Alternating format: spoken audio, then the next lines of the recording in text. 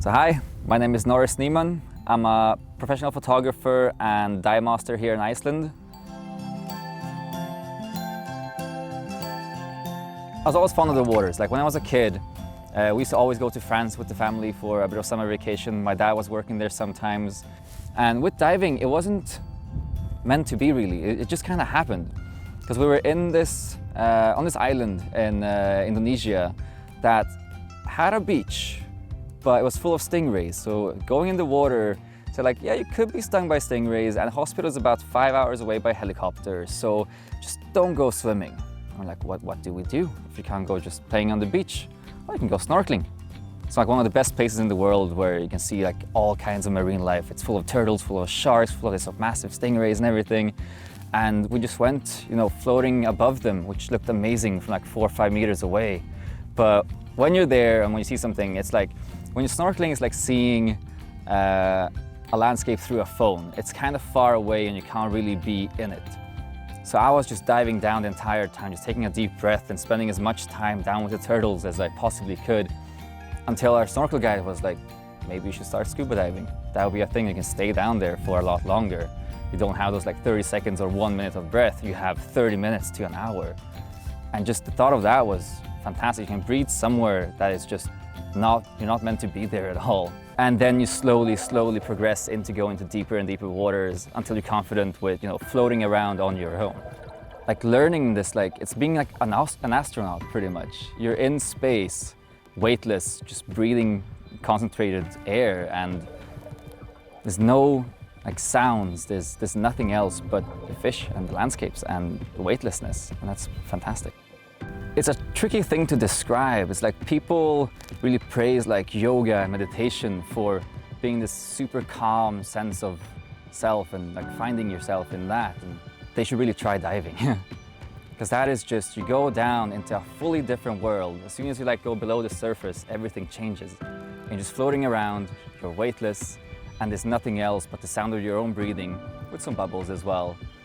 And just the calm. You can't look at your phone, you don't have Wi-Fi, you can't really go home and email people or think about what you're gonna do next in life. You're just sitting there, and it's kind of an extreme sport that's very, very calm. So when you're in the water, the calmer you are, the better. You want to breathe slow, you want to keep that air, just like floating through this melancholy mind state that is amazing.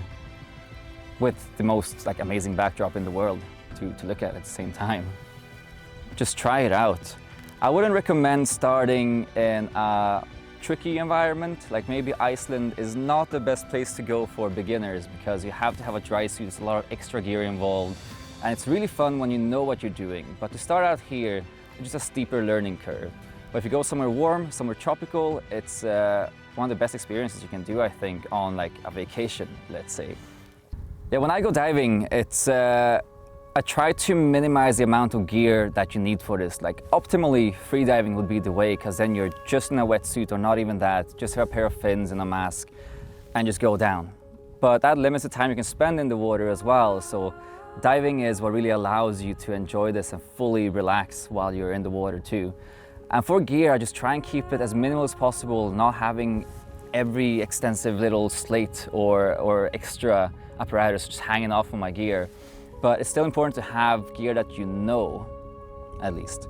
So a good BCD that just doesn't leak, that doesn't have the straps falling off, or you just know everything is gonna work once you put it on, because you really have to trust your gear that when you are in the water, you don't check everything all the time. Is it still on me? Is it somewhere behind me?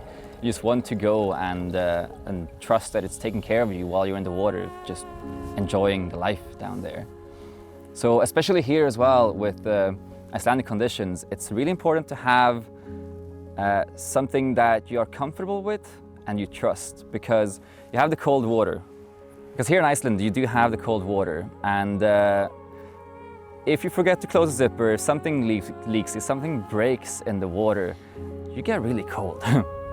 And you get full of it as well. You take the sea with you when you come back out of it.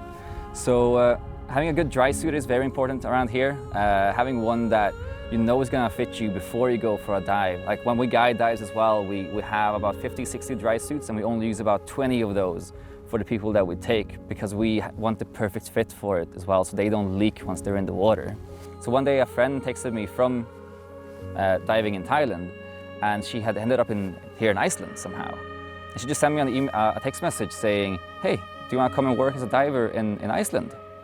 And I had no idea you could even dive here. It sounded crazy because the temperature here is, it's warm now, like 10 degrees and windy. This is perfect summer. But in winter, it goes down to -15. The water is 2 degrees Celsius. So it's one of the places where you go in the water and you really cool down, and then you get back up and everything on you freezes. So like, that sounds like a really crazy idea. I'll have to go and try that.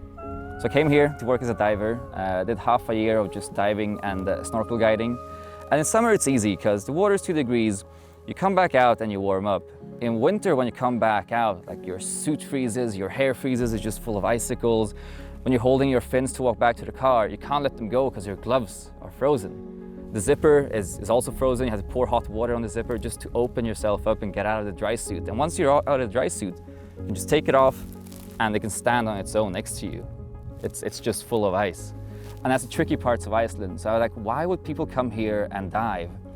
And I tried some of the dive sites they have around here, and especially the famous one, Silfra, which is this tectonic crack between the tectonic plates that is some of the best visibility you get in the world. It's like most places you go diving for the fish, for the marine life, for the coral, for the landscape, or for just the experience of it. Here you go diving to see really far. Because usually when you go diving, you see 15, 20 meters, that's good visibility. You see 30 meters, it's really good visibility, but here you see over 100. So it's pretty much, when you're in there, you're flying. There's nothing in the water that separates you from the bottom. There's not even a single particle sometimes you can see in there, which really feels like you're just in the air.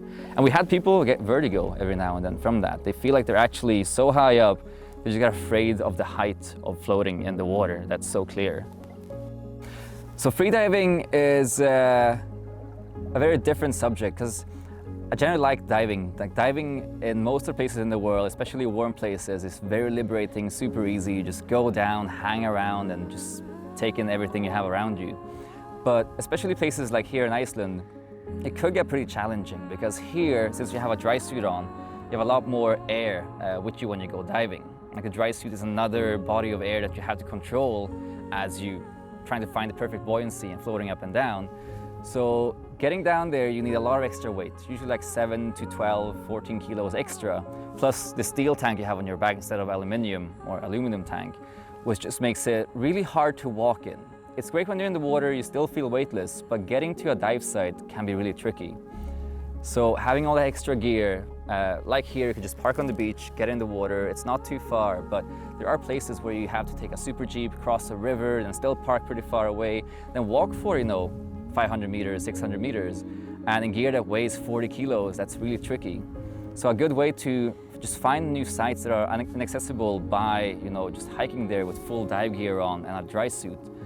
Freediving is a really good solution, because you just take a wetsuit, some fins, and you just go. And that's the most minimal way of experiencing it. You can't stay down as long, of course. You need to really practice to, practice your breathing and holding it longer and longer and just calming your heart rate so you can actually just stay down and enjoy that as well. It takes a proper amount of practicing it.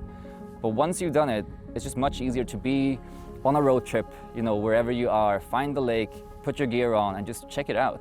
You don't need to plan with diving, you don't need to have full tanks of air, you don't have to go refill them or just get all the gear with you in a car that might not fit it. You just have a wetsuit, you just go in and you just check it out.